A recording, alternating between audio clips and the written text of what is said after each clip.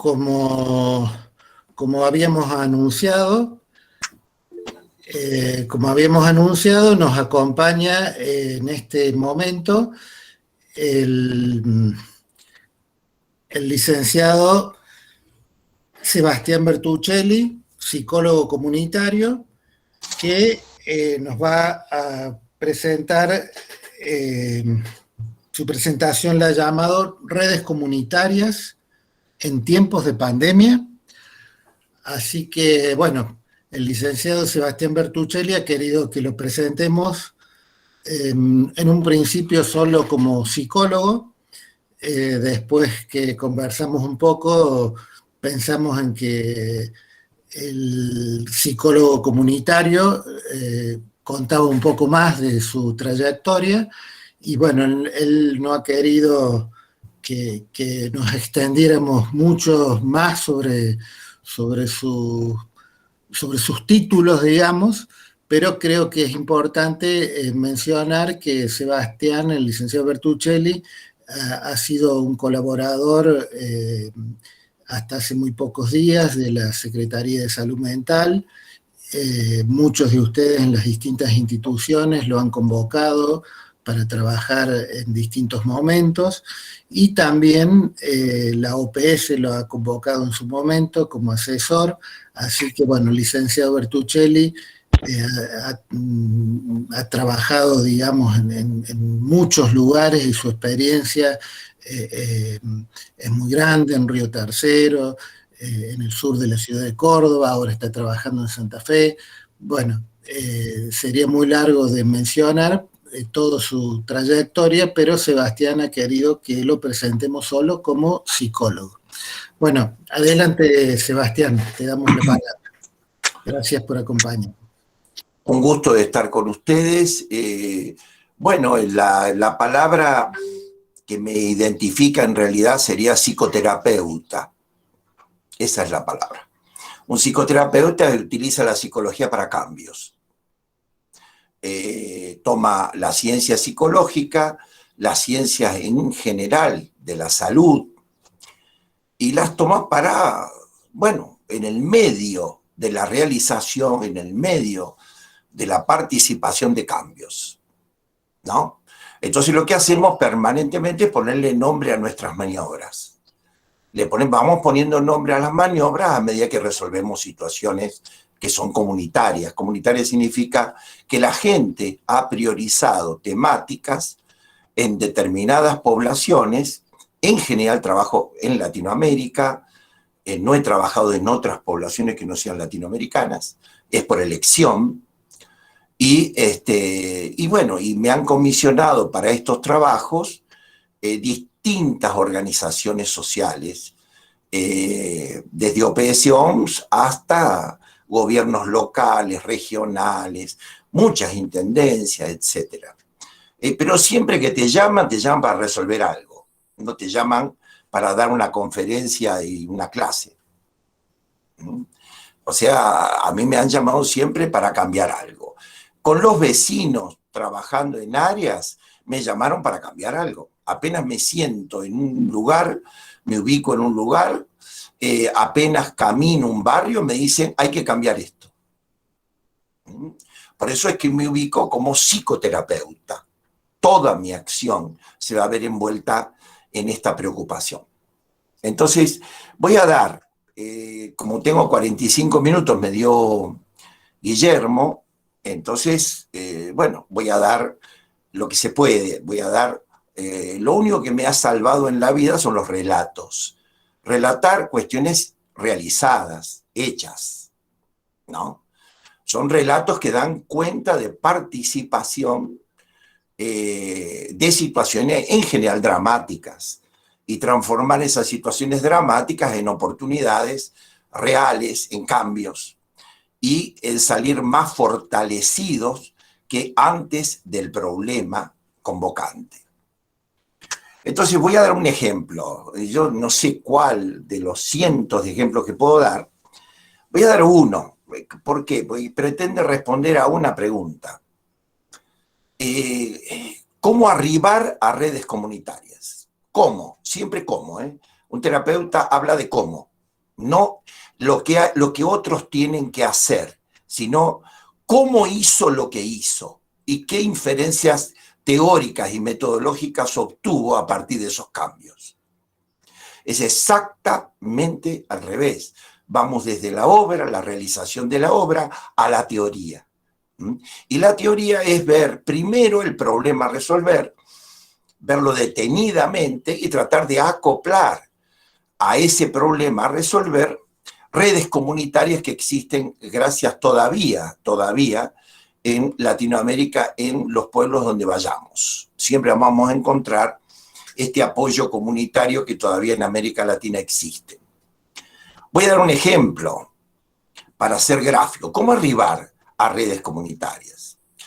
Es difícil responder porque nosotros, al ser metodólogos, tenemos que decir, primero, una cosa si usted llega antes de la catástrofe, del problema, de la pandemia, o si llega después. Son dos oportunidades completamente distintas. Esto en general, el que no trabaja en esto no lo distingue, y es una distinción fundamental, ¿no? Si uno llega antes, como en el caso de Río Tercero, nosotros pudimos posicionarnos en áreas estratégicas donde sabíamos que se iba a dar la explosión, donde sabíamos que iba a estar el impacto. Si llegamos después, me comisionaron por OPS-OMS en la llamada salud mental, que nosotros no distinguimos salud mental de salud pública y menos de políticas sociales.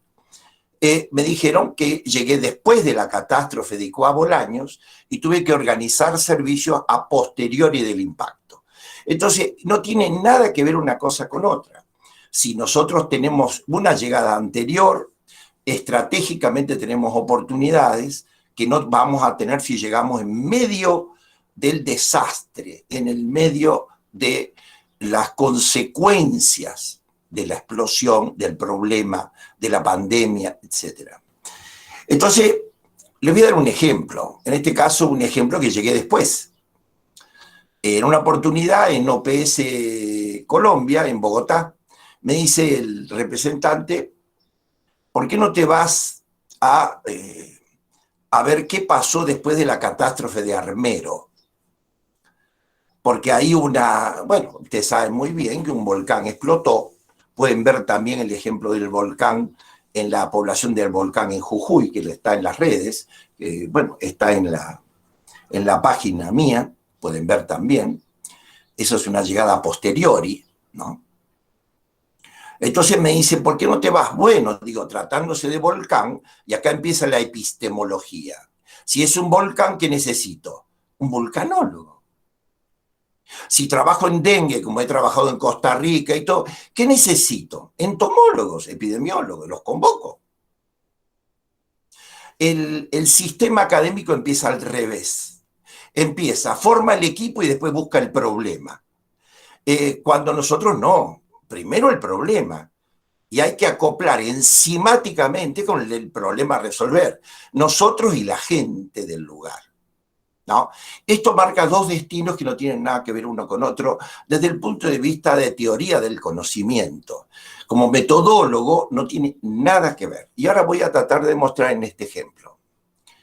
Por ejemplo, entonces me manda un vulcanólogo joven, que significa un chico joven, como me toca entrenar permanentemente, está más preocupado en volcar lo que cree que sabe que en aprender a conocer lo que está pasando en el lugar, las características del volcán del lugar. Está más preocupado en bajar línea que en aprender. Esto es un clásico, un clásico producto de la academia. Entonces, me mandan un vulcanólogo, nos vamos con una avioneta, bueno, se movía, por supuesto, por todos lados, rumbo al lugar, porque yo pido ir al lugar. Si uno no se constituye en el lugar, difícilmente pueda diseñar un dispositivo. Viene diseño primero y dispositivo después. Si es dispositivo, queda. Si queda, es dispositivo. Si no, solamente fue un diseño. Entonces, como ven, cada palabra alumbra operaciones. Esto es un psicoterapeuta. no da puntada sin hilo. Entonces, íbamos con él en la avioneta y él me iba en la oreja izquierda diciéndome todo lo que iba a bajar, lo que iba a enseñar, y con la palabra prevención que no se le caía de la boca. En la otra oreja, me hace acordar a Angelelli, que decía un oído puesto en el pueblo y un oído puesto, él decía en el Evangelio, acá sería un oído puesto en la ciencia, en lo que sabe la ciencia al respecto, y el otro oído puesto es el otro oído puesto en la gente que iba a ver. Como yo no tenía la menor idea de qué era armero, qué había pasado, ni mucho menos, entonces trabajo en lo que se llama el vacío funcional. ¿Qué significa esto? Que no es que olvido lo que sé, sino que sé. Entonces, en este plano, la oreja derecha, mientras el otro me estaba hablando acá en la oreja izquierda. En Paraguay me pasó lo mismo. Cuando llego yo post-catástrofe, todos me dicen, bueno, por favor, ¿puede decir lo que va a hacer? No, no sé. Si todavía no tomé contacto con el problema, ¿cómo voy a ponerme a hablar de catástrofe en genérico? Le digo, pero ahí viene uno en el avión que está llegando y viene un profesor y él le va a hablar. Y así fue. Los agarraron, los entretuve a toda la prensa, toda la cuestión. Y gracias a eso yo pude trabajar. Porque ahí me puedo abocar a las características y más que nada a la calidad del problema a resolver en todas sus aristas. Entonces llegamos al lugar y le digo al chico, al vulcanólogo, anda, estaba la gente de Guayabal Armero, habían hecho otro lugar, entonces le digo, anda y da clases, decirle cómo es el volcán, las características y todo, porque yo iba a hacer otro trabajo. Me quedo en el lugar, le digo al que estaba a cargo, el alcalde, le digo, después voy a ir yo, primero voy a caminar, primero voy a ver de qué se trata, el lugar no tengo idea. Entonces, le digo al chofer que nos quería llevar, le digo, atendeme una cosita, decime quiénes son los que salvaron al pueblo. ¿Cómo? Claro, le digo, el volcán explotó a las 9:29 estaba tapado el pueblo, y hubo 8.000 personas que se salvaron, y 24.000 se murieron. Por favor, ¿me podés presentar a quiénes fueron los que salvaron al pueblo? ¿Los que salvaron a los 8.000? Esto es redes.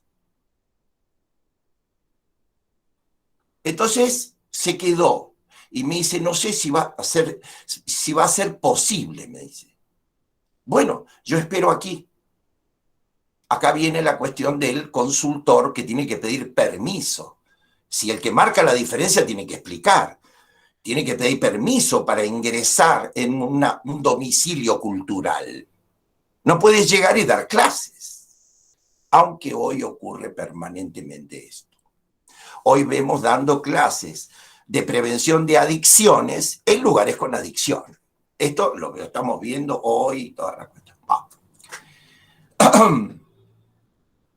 Vuelve al rato y me dice, lo van a recibir a la tardecita.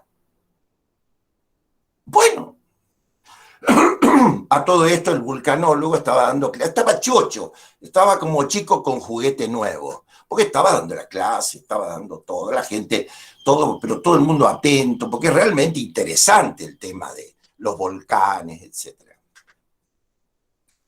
Cuando llego al lugar, me recibe gente con un sol de noche, no había luz en ese lugar, y ahí me hacen pasar, eran no sé la cantidad de personas, casi todos mayoría de edad, y me dicen, atiéndame, doctor, con todo gusto lo estamos recibiendo, díganos en qué le podemos ser útiles. El que marca la diferencia tiene que explicar. Por lo tanto, yo tenía que decir, esto lo digo porque uno de los puntos de los alumnos y todas las aproximaciones, no se les enseña a los alumnos que están yendo a la casa de otro, no a la casa, a la prolongación de su casa institucional. Casi nadie trabaja en las aproximaciones y las aproximaciones son las que producen los resultados. Por eso dice von Foster, de acuerdo a cómo vos te acerques, de acuerdo a cómo vos te manejes, es el mundo que vas a terminar viendo. Entonces, le digo, vengo acá porque quiero saber cómo hicieron ustedes para salvarse. Si es un silencio, digo, acá me sacan carpiendo. Salta uno de ellos y dice, doctor, ¿en qué nos serviría a nosotros esto de que usted sepa? Y digo, ¿sabe lo que pasa? Que le están dando clase a la gente allá en el pueblo para detectar factores de riesgo. Y si usted no hubieran detectado factores de riesgo, no se hubieran salvado. Lo que quiero es intervenir yo con la influencia que dispongo como consultor internacional para ver si se puede parar un poco el tema esto de la bajada de línea a gente que ya se salvó.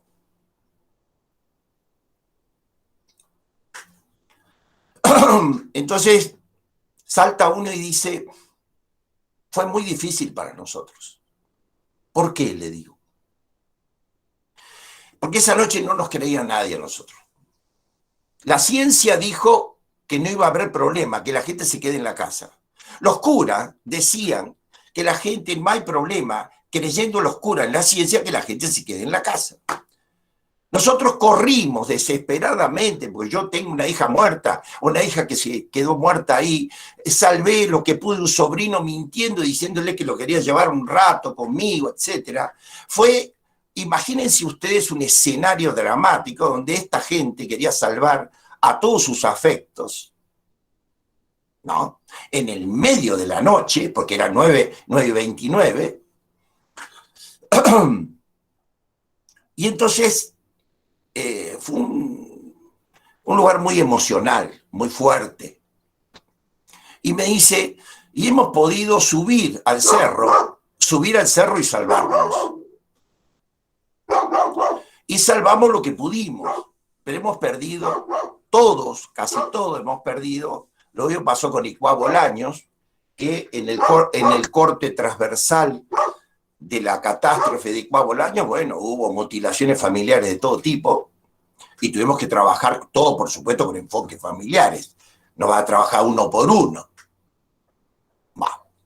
Además, no te permitían cuando iba a los domicilios, porque yo mando ir a los domicilios, no que la gente venga al consultorio post-catástrofe, ¿no? Entonces, me explicaron, me dijeron todo, y entonces le hago la pregunta, que me hubiera gustado que se le haga el vulcanólogo, ¿no? Digo, ¿cómo supieron ustedes que iba a explotar? Y dice, doctor, me trae como diciendo, ya hace años que estamos con el volcán, estamos lidiando con el volcán, igual que en el caso del volcán de Jujuy, hace años que estamos lidiando. Algo hemos aprendido a convivir con el volcán. Todo esto es sentido del común, ¿no? Esto es incorporado en las comunidades de cuando uno tiene contacto frecuente con un problema durante a veces siglos. Y entonces me llevan dos y me muestran piedritas en el suelo y me empezó a explicar, ¿usted conoce el cuento del león dormido? Digo, no, ni idea. Esto es un espacio intercultural, señores. En un espacio intercultural uno tiene que ir a aprender. No puede bajar a enseñar.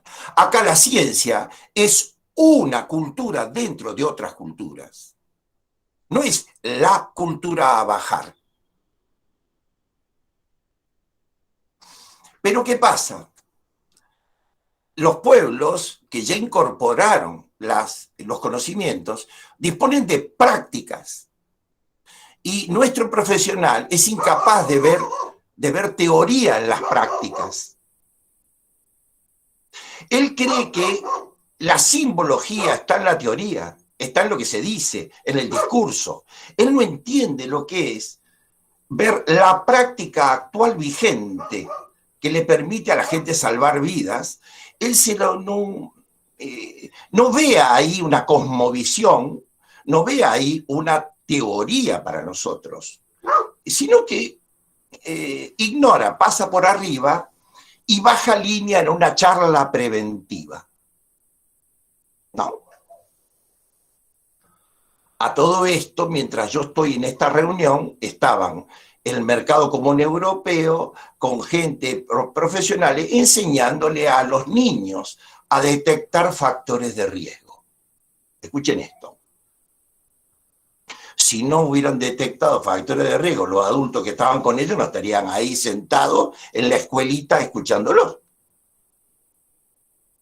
Digo, a este nivel es el contrasentido que existe hoy, entre el que baja línea de arriba para abajo y de afuera para adentro, y los pueblos que tienen que vivir y lidiar con problemas a veces centenarios, y que hacen intentos, y que siempre hay intentos en curso, que siempre existen, hay siempre capacidad y potencialidades en curso. A esto le llamamos que hay redes comunitarias. ¿Qué pasa? Imagínense cuando me tocó ir después a explicarle a todos los profesionales que la gente algo sabía de esto y que tenían que ir a aprender, no a enseñar. Es como cambiar el mundo de nuevo, es como que hay que aprender a respirar de nuevo, a respirar de nuevo. Tiene que respirar para poder escuchar primero, escuchar, aprender antes de hablar. Pero esto a la academia le cuesta muchísimo. Por esa razón tenemos hoy tantas pérdidas de tiempo. Porque si nos apoyáramos en la capacidad de los pueblos, otra sería la historia. Esto es llegar después. En varios lugares tuvimos la fortuna de llegar antes. Lo de Río Tercero estuvimos un año antes. Por eso pudimos ver formas de autoevacuación ya existente ante la explosión de gases químicos. Por eso pudimos estar ya posicionados en áreas estratégicas donde sabíamos con los vecinos que nos enseñaron que iban a ocurrir las cosas. Y bueno, y entonces en el momento de la catástrofe reconocimos las formas de autoevacuación que ya habíamos visto previamente antes de la catástrofe. Pero esto, ¿qué pasa? Significa otra mirada. La mirada es que no solamente el otro padece algo, sino que hace algo con lo que padece. La mirada nuestra, que le llamamos diagnóstica, y no es diagnóstica, porque diagnóstico es ver lo que el otro padece con detalle, con todo detalle semiológico, pero a la vez ver qué está haciendo el otro para salir de ahí. Ese es un diagnóstico para nosotros. Bueno, es difícil, es muy difícil, porque bueno, nos permite a nosotros, como ustedes ven acá, mi participación, porque lo que se discute epistemológicamente es cómo participar de redes comunitarias. Si hay redes, si existen, si es cierto lo que yo estoy diciendo, que lo pueden ver en las propias redes de cada uno de ustedes, en los vecindarios de cada uno donde nacieron y se criaron, van a ver ustedes, un día lo viví en La Matanza, como la gente, bueno, una chica herida, le demostré a alumnos míos que de la Escuela de Salud Pública, les demostré cómo la chica herida no venía sola. Digo, abran la puerta. Y cuando abrieron la puerta, había 4 más que le habían traído, el que le había hecho el torniquete, todo. Y esto digo, escúchenme, la gente viene con redes y todo a la emergencia. No viene sola, como ustedes cortan la red. ¿No? Entonces, bueno, cuando uno ingresa a este mundo, uno participa de lo que está haciendo, no de lo que traigo. Esta es, si le quieren llamar epistemología, este es otro modo de pensar y de respirar. Porque uno tiene que respirar desde otro lugar para subirse y surfear arriba de lo que está haciendo y no de lo que llevo. Que todo el mundo tiene que bailar el baile que yo llevo preconcebido. Entonces, participar en estas redes es participar de algo parecido a una heterarquía, no una jerarquía. Acá no hay mandos arriba y abajo, hay adelante y atrás. van los que tienen que ir adelante en una emergencia, los que tienen que ir adelante son los bomberos, la medicina de alta complejidad, etcétera. Atrás están en logística los otros, cuando pasan esto entran los llamados salud mental, después entran, o sea, adelante y atrás es una jerarquía, es una cadena de trabajos que no se superponen, como ocurre permanentemente, sino que se sucede de acuerdo a la temática a resolver. ¿No? La temática a resolver marca quién va adelante y quién va atrás. Esto lo puede ver cualquier persona en cualquier emergencia. Pero no sé qué pasa. Si intentamos bajar una jerarquía, a pesar de que la jerarquía ya está absolutamente perimida. El otro día hablamos con lo de Chile, y yo le digo lo de Chile en un artículo que escribí que dice la ministra, no lo vimos venir. ¿Y cómo lo va a ver venir si ustedes no conocen la forma de participación ya existentes? ¿Cómo lo vas a ver venir si no sabes cuáles son los mecanismos de acción que tiene la gente ante emergencias, ante desgracias vecinales? En este momento que yo estoy hablando, si hay una desgracia vecinal, hay movimientos vecinales en este momento para apropiarse del problema a resolver. En este momento que yo estoy hablando. Este es el presupuesto de trabajo con el cual yo me muevo. Inmediatamente cuando me toque ir a un lugar, pregunto, ¿qué están haciendo ante el problema? ¿Cuál es la propuesta? No solamente necesidades, lo que no tiene, lo que le falta, lo que padece, sino, perdón, ¿qué están haciendo ante esto? Estamos completando todo el tiempo un diagnóstico que le conviene a las multinacionales del medicamento, que le conviene, por supuesto, a las multinacionales de la prensa, porque cuando usted muestra sangre, usted tiene rating, si no, no tiene rating. Si usted muestra soluciones, ¿quién lo va a escuchar? Hoy estamos con muertos y enfermos permanentemente ametrallados, pero ¿alguna vez preguntamos, como hacen los canadienses, cuáles son las causas de la salud de la gente? Por ejemplo, preguntamos hoy que hay gente que en las mismas circunstancias socioeconómicas, en la misma familia no contrae coronavirus y otros sí. Perdón, ¿alguien me puede explicar cuáles son las causas de la salud de algunos? No, están diciendo muertos y enfermos todo el día. Es sesgado el diagnóstico. No, decime los factores protectores, por favor. Decime con qué factores protectores contamos. Pero para eso hay que dejar de ver la transmisión como cuerpo a cuerpo, que es el modelo médico clásico, clínico. El clínico es el que atiende al que guarda cama, dice el diccionario de Corominas, etimológico. Atiende al que guarda cama. Por eso ustedes vieron que empezaron a poner camas, a abrir camas, ignoraron en Córdoba los 100 centros de salud de la ciudad de Córdoba para la detección temprana.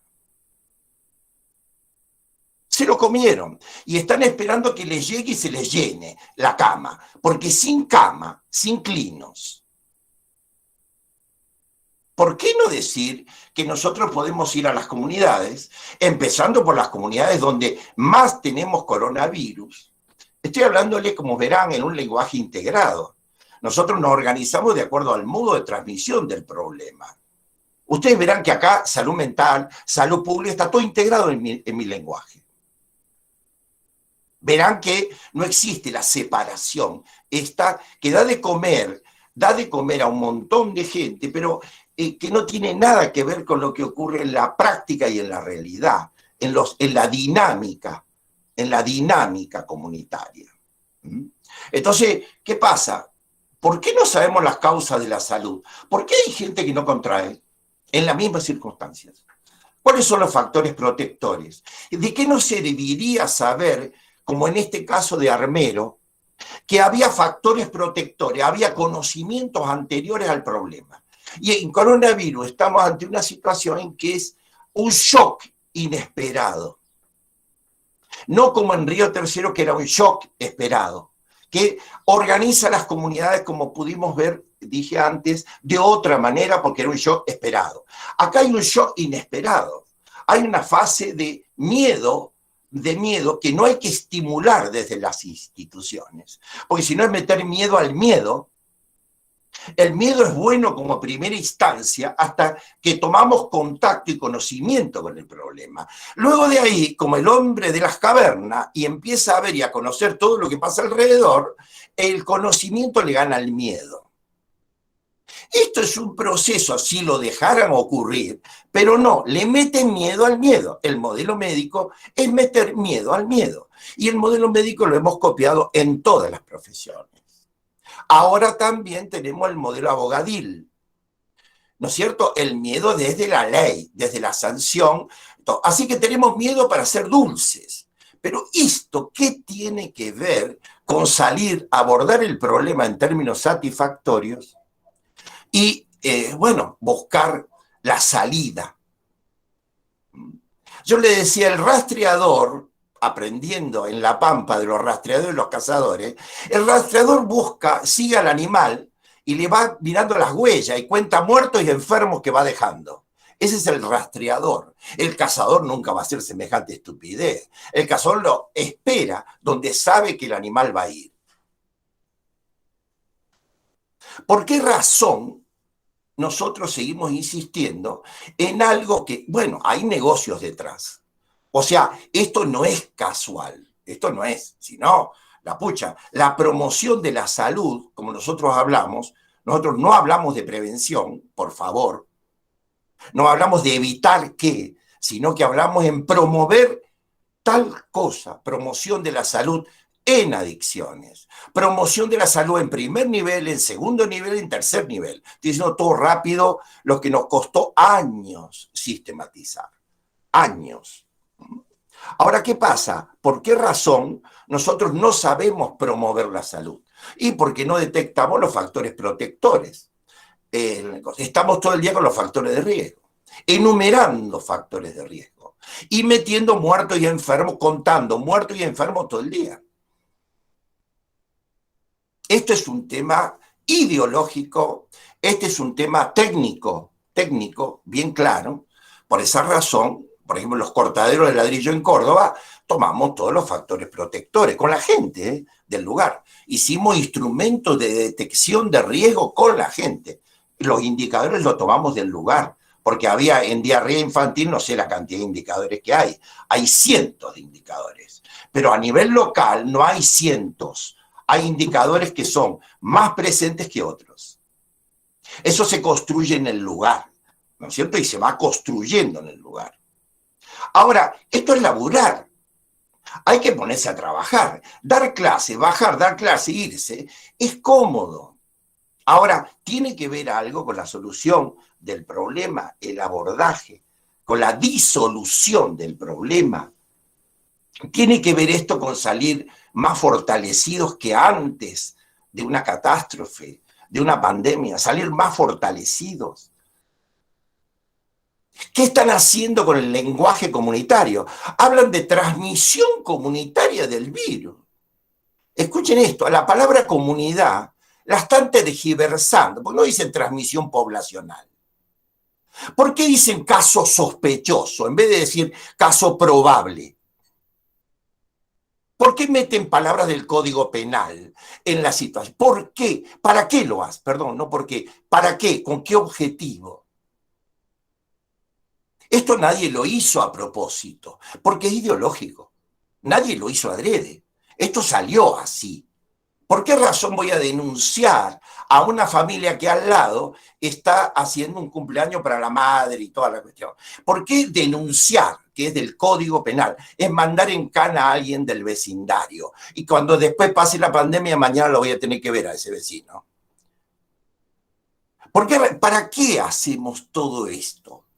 ¿Esto orienta a la salida de una pandemia o la profundiza? ¿Qué pasa con las defensas inmunológicas? ¿Por qué la transmisión se cree que es cuerpo a cuerpo y no persona a persona? Y no que se va transmitiendo a nivel, ¿no es cierto?, lo que sería en redes. Por ejemplo, nosotros trabajamos en tuberculosis. No sé si se acaba mi tiempo. En tuberculosis, ¿qué hicimos? Y seguimos al Bacilo de Koch. Fue el primer antropólogo que llegó al lugar. ¿Cómo se transmitía el Bacilo de Koch? Por amigos, parientes, vecinos, proximidad socioafectiva. ¿Cómo nosotros desarticulamos la cadena de transmisión de la tuberculosis? Siguiendo la cadena socioafectiva que nos marcó el Bacilo de Koch. Así detectamos precozmente a la gente, por amigos, parientes, vecinos, que se reunían permanentemente y hacían una pregunta. Tos y flema, más de 14 días, más de 14 años, hay que enviarlo rápidamente. En la detección temprana en las comunidades. 15.000 relaciones socioafectivas la hicimos. En un área está escrito en el proyecto Brochero, Control de Tuberculosis, si lo quieren ver cómo lo hicimos. Ahora, también acá la transmisión es socioafectiva. Acá, ¿cómo está trabajando el virus? Mientras nosotros estamos hablando acá, a 300 kilómetros por hora. Es el primer antropólogo. ¿Nosotros qué estamos haciendo? Estamos hablando separadamente. En dengue, cuando me tocó, le daban charla de prevención de dengue a 2 cuadras de los domicilios. En vez de caminar los domicilios e ir viendo los domicilios, cómo la gente manejaba el domicilio, su espacio cultural. El sistema llega a las charlas preventivas y no sale de las charlas preventivas. No va al lugar donde ocurren los problemas y ocurren las soluciones, que es en la vida cotidiana de América. Ahí es donde aparecen los problemas y ahí tenemos nosotros soluciones en curso para subirnos a ella y darle el impacto. Bueno, es lo que tengo que decir, por lo menos como introducción, para entrar en una discusión. Creo que son 45 minutos, ¿no? Hermano Guillermo, estoy en 45 minutos, me pidieron eso. No bien, quiero... Sebastián, sí, muy ajustado el tiempo. Bien.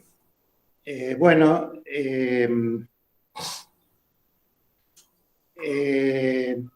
dejamos abierto entonces las preguntas. A mí mientras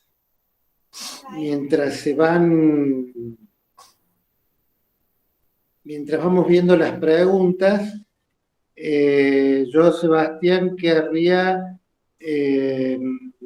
bueno, a ver si pudiera retomar un poco la idea de las redes comunitarias que mencionas permanentemente y cómo articular eso con la red de salud, en nuestro caso, red de salud mental.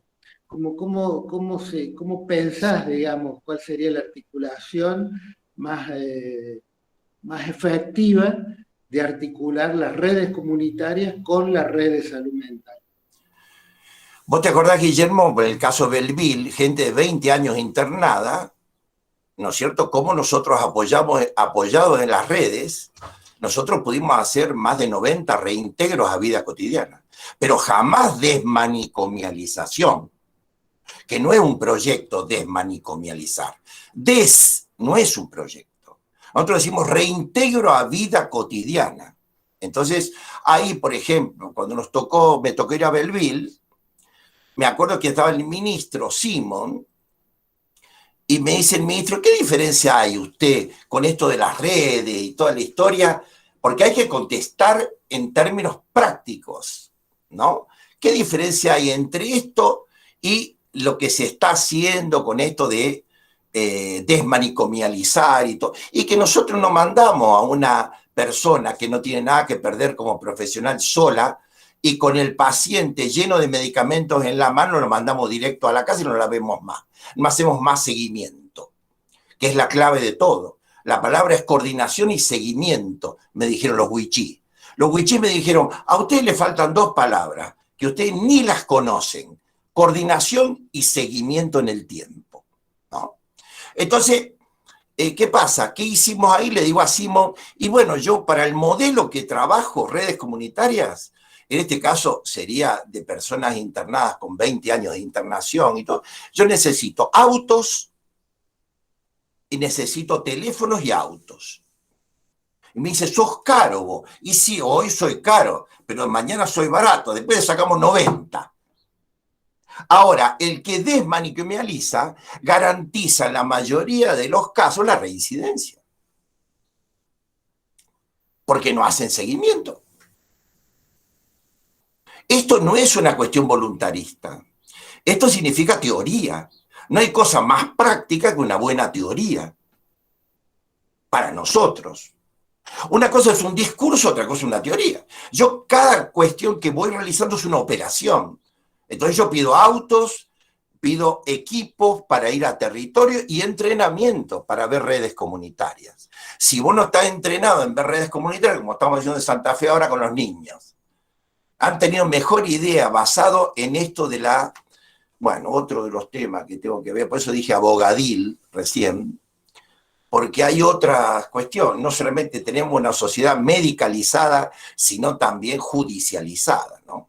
Estamos en un problema, le digo, por ejemplo, si el padre le pega a los chicos, encierran al chico y al padre lo dejan afuera para un proceso judicial que no viene nunca, ¿no? Y encierran a los chicos. Y encierran a los chicos sin ningún tipo de trabajo adentro de los hogares. Adentro de los llamados hogares, por Dios, es una mala palabra, ¿cómo va a decir hogar? Mejor dicho, en una residencia para niños. Para proteger al niño, para protegerlo, separan de los padres porque le pegaron. O porque hubo abuso o por lo que sea. Bueno, estamos demostrando en redes comunitarias que siempre hay redes en todos los casos. En todos los casos hay redes. Ahora, el prejuicio de clase media urbana es que la única familia que hay es la del casalito, la de la madre, el padre y los chicos. ¿Qué culpa tiene la gente de que uno tenga absolutamente un mundo chiquitito así para ver? ¿No? El otro día enseñaba en Puerto Reconquista, le decía a los chicos lo que es un domicilio cultural. Le sacan los chicos a una mujer, se lo sacan porque tenía pique en los pies, que es típico de los chicos que andan descalzos en la isla. Y se lo sacan. Nosotros lo recuperamos con la madre. Cuando vamos en la recuperación, le digo a la señora, ¿me puede enseñar? Estaba con nylon, la casa toda con nylon, está tratando de, bueno, se le está tratando de apoyar ahora en la construcción de un domicilio. Y le digo, señora, me quedé pensando, cuando la nena de 5 años volvió a su casa, le gritó al chofer y le dijo, ¿cómo te amo a vos? ¿Cómo te amo? Y el tipo se quedó petrificado. Sí, porque vos me traes de nuevo a mi casa. Así que yo te voy a pescar un pescado y yo te lo voy a regalar para que vos lo comas. Y le digo, Jimena, ¿me puede explicar? Bueno, nosotros somos, en las prácticas está todo, en las prácticas está la teoría, en las prácticas está la cosmovisión. Le digo, Jimena, no entiendo la frase de la nena. ¿Cómo una nena de 5 años va a decir que pesca? Me dice, ¿me acompaña, doctor, por favor? Me llevó al costado del río y todo. Enseñale al doctor como nosotros te enseñamos a pescar de chica. El domicilio cultural de estas personas no era el domicilio catastral que está acostumbrado en clase media urbana. Por lo tanto, si vos abrís la mente, si ampliás la perspectiva de mirada, vas a ver recursos comunitarios que nunca viste. Ahora, si vas con el prejuicio de clase media urbana, difícilmente puedas ver esto. Y la chiquita demostró ahí adelante mío cómo pescaba.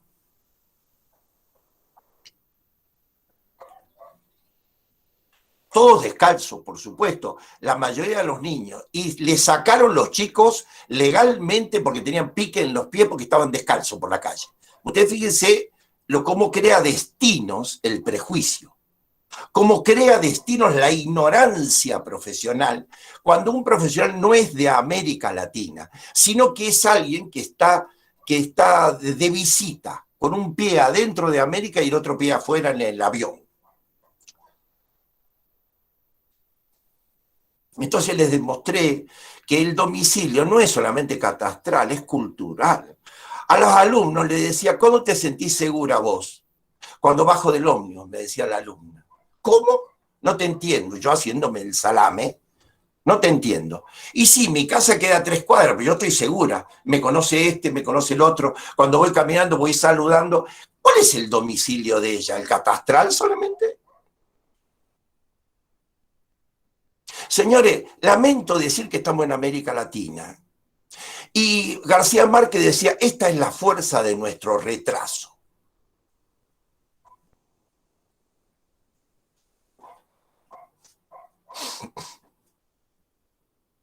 Redes comunitarias, en pandemia, en lo que sea, esto es lo que nosotros queremos decir. Redes comunitarias, la red es un factor de salud de primer orden, primordial.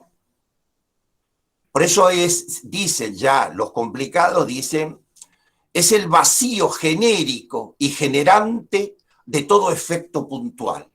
De cualquier programa selectivo normativo, hay siempre, para cualquier programa que usted quiera montar, tiene que cooperar. Tiene que apoyarse en redes comunitarias. Para cualquier programa, el programa que quiera, usted tiene que armar una cooperación. Nosotros no trabajamos en grupos, sino que trabajamos en redes. Es el vacío genérico, porque se va llenando, abarca todo, porque no hay posibilidad de no cooperar para resolver un problema, y generante de todo efecto puntual, de cualquier programa selectivo normativo que usted quiera llevar a cabo.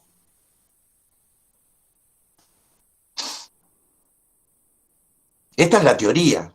Y si quieren teoría, que yo no tengo tiempo para escribir mucho, porque la verdad que estamos trabajando todo el día, ojalá tuviera tiempo me hubiera gustado, escribo lo que puedo, pero prefiero atender, ahora estamos con la gente en la calle, en situación de frío, en la calle, estamos en Córdoba, ¿no es cierto? Estamos en esto. Y bueno, lo que estamos aprendiendo ahí, no les puedo decir, daría para otra comunicación, ¿no? Porque hay que ver claramente lo que es el anarquismo de la persona que está tirada en la calle, ¿no? Es un modo de vida, ¿no? Cuando es verdaderamente en situación de calle, no aquellos que se subieron cuando vieron que había clientelismo, se subieron rápido, sino aquel que vive en situación de calle. Esto es, bueno, otra de las cuestiones que no damos abasto para aprender. Pero realmente, vista la psicología de esta manera, como psicoterapeuta, como participante de cambios, nosotros decimos, tomándole a las culturas antiguas, se le llama la pasantía del poder. En redes comunitarias no hay un centro de poder. No hay un centro. Los centros no son fijos, sino que son rotativos. Uno de los centros somos nosotros, los profesionales. Y el poder pasa de acuerdo a la temática a resolver por distintos profesionales de acuerdo a la temática a resolver. Si ustedes van a los vecindarios de ustedes ahora y ven qué pasa, cómo hay cosas, lo van a ver. Nadie va a formar un grupo, si alguien se desmaya, nadie se va a poner a formar un grupo al costado para ver qué hacemos con él. Ya está previsto en cada red de cada uno de ustedes cuál es el mecanismo que se va a poner en activación. Con esto no contamos cuando operamos. No sé por qué ataca el narcisismo, porque el narcisismo es que cuando yo llego empieza el mundo, ¿no? Ataca esto, y sí, pero también nos da alegría. Y nos da, yo he sobrevivido por esto. Tengo 73 años. Eso he llegado hasta acá, si no, yo hubiera quedado en el camino. No hubiera encontrado esperanza.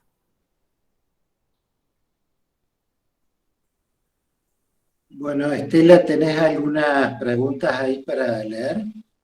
Sí, voy a leer unos comentarios. Cristina Merlo de Belleville dice: agradecimiento profundo, fue quien nos escuchó en un momento de crisis personales y profesionales de nuestras prácticas tras denuncias. En el Centro Infanto Juvenil hacen un comentario respecto de lo que venía diciendo Sebastián. Dicen exactamente eso: reintegrar a la vida cotidiana con todo lo que eso implica. Yo había hecho una pregunta, ya la hago, voy a seguir con los comentarios. El Centro Infanto sigue diciendo es un cambio de mirada. Jorge Berlafa dice: las redes preexisten a los hechos, cuando ocurren las cosas, las redes se activan. Cuando vino la pandemia, ¿qué activaron las redes preexistentes?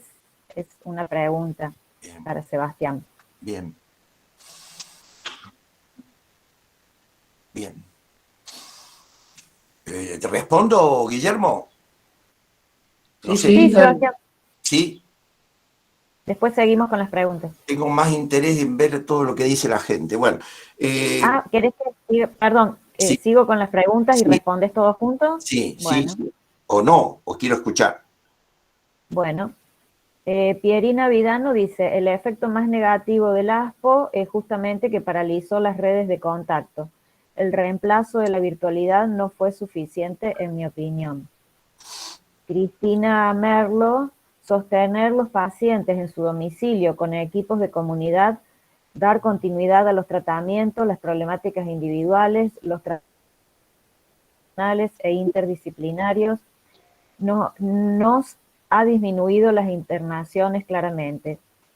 Perdón porque se me corre de la pantalla. Agradezco a esta gestión darnos un móvil y orgullosa de poner el cartel en sus puertas de salud mental comunitario. Los intendentes nos agradecen y sorprende que el hospital vaya a la casa. Jorge Berlafa dice: creo que la pregunta anterior de Estela se puede anidar con la mía. Sí, exactamente, por eso no le hice. Carolina García: tengo una pregunta para el licenciado. ¿Cómo hacer llegar la preocupación a los gobiernos para que piensen las políticas públicas de que se requiere de la profesión y experiencia de psicólogos comunitarios en los territorios? Bien. Y otra intervención dice: en su opinión, ¿cómo se vieron afectadas las redes en cuarentena y cómo afectó la salud de la comunidad? Y hasta ahí llegamos, Sebastián. Por ejemplo, este último del tema, cómo los gobiernos pueden empezar a acceder a otra forma de pensar, y porque no tienen más remedio. A mí me llaman cuando se queman todos los papeles. A mí me llaman cuando algo no funciona. Si no, no me llamaría. Por ejemplo, los gobiernos en otros países, por ejemplo, dengue, gastaron millones y millones de dólares. La enfermedad la hicieron popular, pero nunca la pudieron cambiar. Porque con las charlas preventivistas hacen populares a las enfermedades, pero no las cambian. ¿Qué tuvieron que hacer? Y bueno, me llaman para ver en qué estamos fallando en el modo de trabajo con el dengue. Me tuve que meter, ahí está el documento por si lo quieren ver, para OPS-OMS, el que lo quiera ver. Y ahí yo hago toda una entrada con entomólogos, reviso, con epidemiólogos, con infectólogos, con gente especialista de terreno, médicos, ojo, médicos ignorados, porque son médicos de terreno que hay que escuchar, el que más me ha enseñado a mí, ¿no? El médico de territorio, el que conoce las características del problema a resolver y conoce la gente, ¿no? Entonces, ¿qué pasa? Me llamaron ahí y le digo: espérame, porque todo lo naturaliza. Digo, si ustedes tienen toda la forma en que trabajan, por ejemplo, en un puerto en Costa Rica, me acuerdo que me llevaron ahí a Costa Rica y toda la cuestión, y me fijo en el modo de trabajo y son por brigadas frenéticas, se sacan el tema de encima, fumigan a toda velocidad y se van. Y me dice la entomóloga: Sebastián, ¿sabes lo que pasa? que a los mosquitos con más fruición los atacás, más pican. Por eso es que tenían todavía, después de las brigadas frenéticas, tenían mucho más casos. ¿Por qué? Porque revisamos el modo en que se está trabajando, el modo de aproximación. Esto lo hemos visto en cientos de lugares. En Perú, en Ecuador, cuando me llevaron por fronteras saludables, me llevaron también los gobiernos porque habían hecho un grupito que creían que salud mental era hacer un grupo, en ese caso de los sombreritos de Eric Berne, y sacaron a todos los médicos de territorio, lo pusieron ahí con los sombreritos, a toda la historia. La gente lo sacó carpiendo. Si los médicos estaban en la brasa. ¿Qué tuve que hacer yo? Ir a las brasas junto con ellos, para armar junto con ellos la salida. ¿Cómo vas a seguir abordando los problemas afuera del hábitat, donde el problema nace y donde el problema tiene soluciones? ¿Por qué seguir trabajando teóricamente? Se le llama, teóricamente no es teórico, para mí teórico es práctico, pero teóricamente es abstracto. ¿Para qué seguir apartándose de los lugares donde están verdaderamente las problemáticas? ¿Por qué razón tanta fobia a la visita domiciliaria, donde mandamos gente no capacitada y nos quedamos todos los caciques adentro? Si todos los psiquiatría del sector francesa, alemana, dicen que la visita domiciliaria es la clave fundamental en los cambios.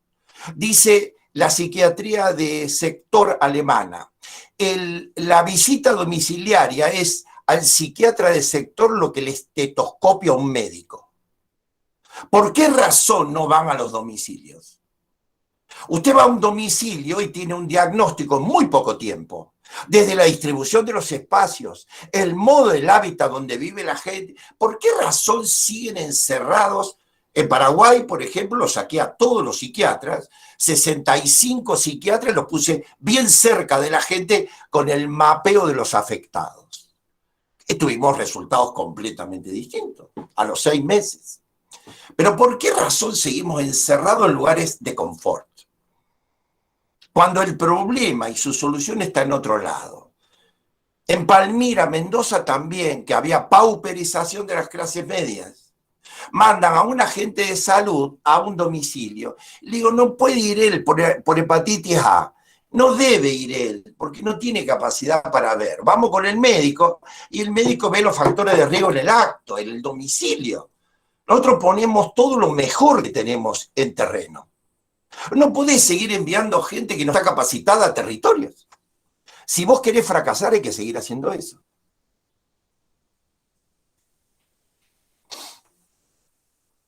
¿A dónde están los factores de riesgo y los protectores? ¿A dónde están? Y están en la vida cotidiana. No adentro de las instituciones. Ahora, estamos viendo esto, el abandono cada vez más grande, y ahora con la violencia, porque estamos también en el tema de Rosario, con la violencia y toda la cuestión, digo, bueno, hay que establecer estrategias. A mí me tocó trabajar en Medellín, y en Medellín se peleaba lo de salud mental diciendo, ¿cómo podemos ir, Sebastián, con tu modelo de la visita domiciliar? En Medellín. Bueno, porque se pierde el sentido común con las teorías, se pierde el sentido del común. Todo es estratégico. Entonces le digo, usted tiene que ir a un domicilio ahí en Medellín, le digo a gente de una maestría, Le digo, tienen que ir a un domicilio y tienen que ser gallegos de la psicología. Tienen que ir al síntoma, y nada más que al síntoma. Van en el síntoma, ayudan en el domicilio, en el síntoma, y no se les ocurra mirar ni preguntar más allá del síntoma. El síntoma los hace ingresar como el hilo de Ariadna y los hace salir. Entonces, le digo, quédense ahí. Entonces la gente, digo, les va a pedir, pero mire, doctor, queremos que usted vea porque hay otro problema familiar. No, resolicite turno. Yo odio esta frase, ¿no? Resolicite turno. Y se vuelven, le digo. Me miraban todo como diciendo, ¿y este es el comunitario? Y acá concluyo, le digo, va a venir un narco atrás de ustedes y les va a preguntar a la familia, perdón, ¿qué les preguntó el doctor? No, dice, estuvo con esto, con el SIDA. Y cuando le dijimos que todo, dijo, ¿usted quiere ingresar a un área con narcos? No quiere ingresar. Ingresar es violencia. Fíjese lo que aprendemos nosotros en violencia, lo aprendí esto en Colombia, ¿no? Donde morían más personas por violencia que por problemas cardiológicos. ¿Usted quiere ingresar? No quiere ingresar. No desee ingresar. Y trabaje como trabajamos en varios lugares, desde la atención primaria de la salud, control de niños sanos, embarazo y puerperio y el PAI. Y se vuelven. No se queden a preguntar. No pregunten de vivienda si usted no tiene ningún plan de vivienda para ofrecer. ¿Para qué preguntan? Es sádico preguntar sobre algo que el otro no dispone. ¿Para qué preguntan? ¿Porque vamos a volver de acá un año o dos y le vamos a dar algo? Es violencia hoy. Hoy es todo sutil. Es todo desarrollo de la conciencia sutil, no de la torpe. Se puede ingresar, pero hay que buscar el modo. Y el único modo es desde la salud.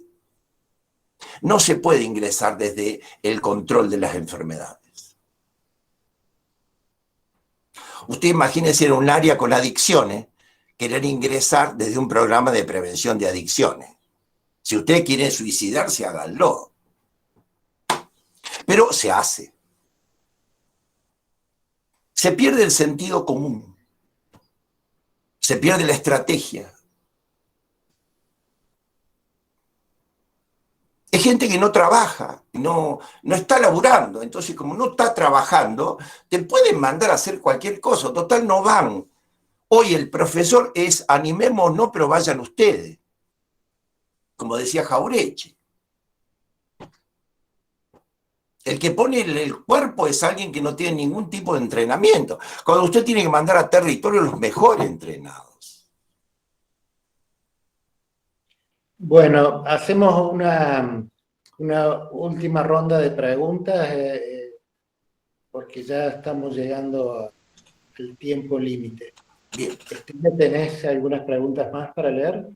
Sí, leo algunos comentarios y preguntas. Ivette Gómez dice, entonces, ¿sería prioritario desde su perspectiva fortalecer los equipos interdisciplinarios en los territorios? Adriana Sánchez, creo que hay que fortalecer equipos interdisciplinarios en territorios, pero con un perfil distinto, con formación sobre redes, sobre abordajes desde otra mirada. Eugenia Merino dice, muy bueno, licenciado, somos los profesionales los que debemos cambiar la mirada para poder generar nuevas intervenciones. María Laura Rivera dice, ojalá la visión de fortalecer implique que haya más equipos comunitarios cada vez y no menos. Ojalá se incluyan las infancias en esta perspectiva. Una lástima que justamente lo comunitario cuente cada vez con menos opciones en comunidad, cuando la tendencia debería ser priorizar promoción y prevención, no solo tratamientos en hospitales generales, muchos de los cuales no hacen atención ambulatoria. Jorge Berlafa dice, la interdisciplina no alcanza, la respuesta está en la interculturalidad. Es muy bueno este apunte de Jorge, porque realmente es importante. Porque yo dije otra cosa, yo dije, el problema a resolver marca las disciplinas que se van a implicar. No es que primero armamos la interdisciplina y después buscamos el problema. Esto tiene que cambiarlo la academia, tiene que revisar. Y yo por eso trabajé, volcanólogos, dije, entomólogos, de acuerdo al problema a resolver. ¿No? Me tocó trabajar con todo tipo de profesiones. La otra vez era en inundaciones. ¿Qué fui a buscar? Y un hombre que sabía de eso, un ingeniero que trabajaba en el agua. Y él podía prever y anticiparnos en Resistencia, que lo pudimos hacer, pudimos anticiparnos a la Avenida del Agua. Pero él tenía mapas con zonas de riesgo y todo, pero sin eso no hubiéramos podido trabajar. Después, en pediatría, me tocó trabajar, el honor de trabajar con pediatras, en lo que sería desnutrición infantil. ¿Con quién voy a trabajar? Y había una tradición pediátrica en Resistencia extraordinaria. Me apoyé en esa tradición pediátrica. Y hablo de tradición pediátrica, ¿eh? Porque venían de una formando otra, de otro formando otra, que gente conocedora del lugar. Bueno, uno se va apoyando en la capacidad existente, va subiéndose a la capacidad que ya existe, y eso marca muchas profesiones. O sea, no solamente el equipo clásico prearmado, se va armando el equipo de acuerdo a las temáticas prevalentes.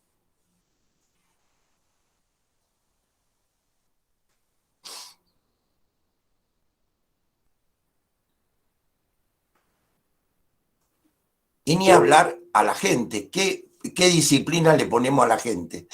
Por eso nosotros a veces hablamos de equipos primarios de salud, porque ¿qué disciplina le ponen al hombre, al habitante de cada lugar, que a veces nos salva la vida con conocimiento? En el caso de armero, ¿qué disciplina le damos a lo que salvaron a la gente?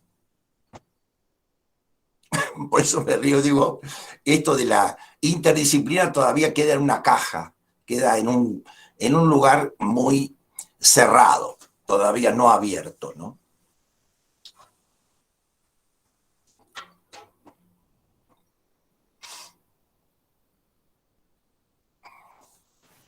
No hay más comentarios en el chat ni preguntas, solo algunas respuestas, pero entre los que habían estado intercambiando en el mismo chat.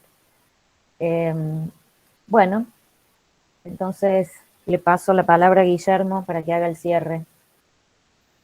Bueno, Sebastián, te agradecemos tu participación, que nos vuelve a centrar a los trabajadores de salud mental en lo que, aunque vos no estás muy de acuerdo, pero lo tengo que decir, lo que la ley de salud mental nos indica, que debemos pasar no solo, como dijeron en algunas intervenciones, de los manicomios a los hospitales generales, sino al trabajo en comunidad. Tenemos que crear, dice la ley de salud mental, una red de salud mental con base en la comunidad. Entonces creo que todos tus aportes de alguna manera nos vuelven a replantear eso, ¿no? Aunque la pandemia, como vos bien has dicho, ha estado centrada en las camas, en los enfermos, en los hospitales, también la pandemia se podría haber pensado desde la comunidad y no solo desde lo hospitalario, ¿no? Creo que eso es, bueno, lo que tu enseñanza nos viene a refrescar. Así que, bueno, te agradecemos, Sebastián, tu participación y, bueno, convocamos a todos los colegas a encontrarnos nuevamente el 24 de septiembre. Muchas gracias. Gracias a vos, Sebastián.